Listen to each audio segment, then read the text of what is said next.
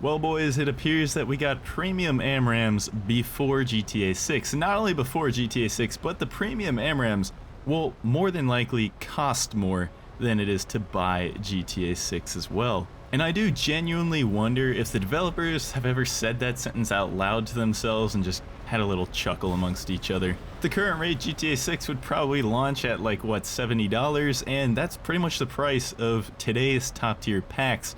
But not anymore. With the premium Vegan and I believe one or two maybe other packs, you can now pay $80 for a single premium in one tech tree of War Thunder. I'm not going to tell you not to buy it because everybody's financial situation is different. I will tell you though, me personally, even if I wasn't a content creator and I had to grind the tech trees myself, I would not pay $80 for one premium on this game. And that would be the case even if the vehicle was actually any good, which we're going to touch on a little bit later. I just thought it'd be kind of funny to start the opening clip of this video as a typical premium player experience. Keep an eye out for these vegan players when you're in your top tier matches because more than likely you're going to get team killed by one just like I did in the last game. And then of course going for a 50-50 head-on trade, gamble with a multi-path kill, and what do you know, that's pretty much a typical premium player experience, I think. This will be a rather short video, so to summarize the vegan as quickly as possible, is this jet any good? I don't think so. Especially not for the price tag. A while back, the vegan flight models got nerfed into the ground, and when I mean into the ground, I mean the vegan flight model is genuinely worse now than the Agile Eagle Phantom. Something like an F4E or an F4F is going to beat you in a dogfight, and that is honestly kind of pathetic to think about considering where the vegan used to stand. The speed bleed on the vegan today is absolutely horrendous, and this is especially a problem considering even if we were in the classic vegan with the good flight model at the battle rating of 13.3, it is not going to stand a chance. You're going to be fighting 13.7s regularly, F16s, F15s, all that kind of stuff is going to absolutely dominate you, even if you were the good vegan flight model. But of course that's not the case. We have a trash vegan flight model now. This plane is honestly just garbage considering that it's going to get beat by a Phantom. And to put it into perspective, this plane has, let's talk about the kit real quick. This plane has 4 AMRAMs and 2 AIM-9Ls at 13.3 battle rating.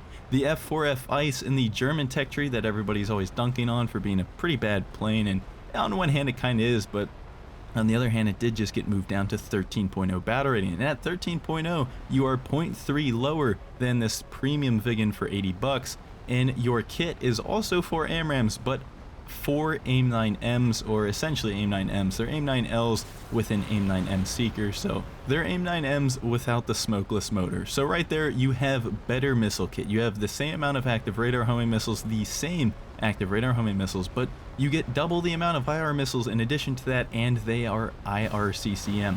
Moving on from that, the Vegan's RWR is absolute cheeks. This thing does not tell you what kind of threat is shooting at you. It does give you a launch warning, both visual and audible, but it is certainly not up to par with other RWRs at the 13.3, and especially, obviously, not the 13.7 battle rating. The radar is the exact same radar found on the JA-37C and JA-37D Vegans, so essentially it's an 11.0, 11.7 radar. The ideal radar mode to guide your AMRAMs is obviously going to be TWS, but the problem is that the TWS mode on this radar cannot change search width, so you're stuck with a relatively narrow, only 7 degrees of vertical scan, which is definitely usable, but again, at 13.3, it's just lacking compared to the competition. Pretty much the only 2 pros I can say about this plane for being 13.3 battle rating is the fact that it does get its 4 AIM-120 AMRAMs, and it also has essentially all-you-can-eat countermeasures, so you're never going to run out of countermeasures, which is fantastic, and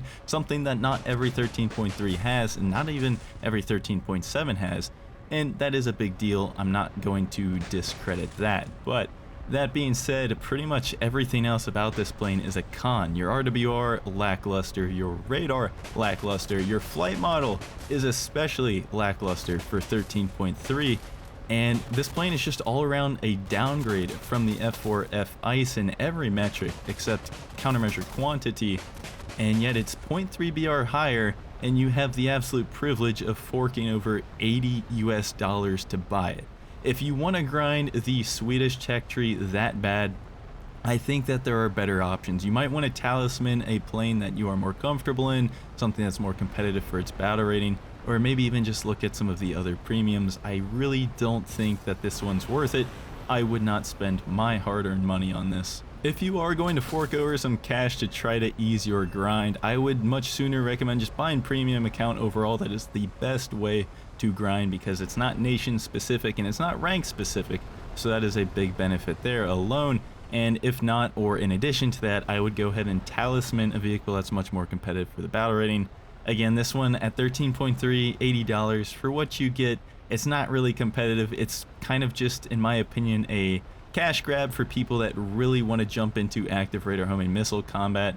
Of course, you could just go with the SD-10s on the Jeff, the JF-17, and the Chinese tech tree, but that is a squadron vehicle, not a premium, so you can buy it outright for Golden Eagles, but then you're going to have to research the modifications as well. This is the first plane in the game that is a premium that comes with active radar homing missiles, so if you really have to buy your way into AMRAAMs, you're just not going to wait any longer and you want to jump right into it, sure. I mean, I guess that's the only explanation. Hope you guys enjoyed the vegan, and I'll see you later.